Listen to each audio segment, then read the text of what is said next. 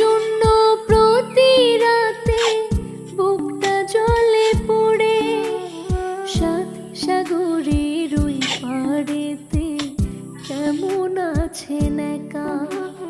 ফোনে ফোনে হয় যে কথা, হয় না কভু দেখা।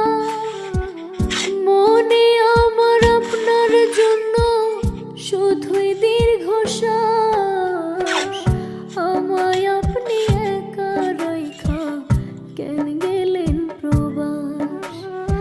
আমায় আপনি একা রাইখা কেন গেলেন প্রবাস।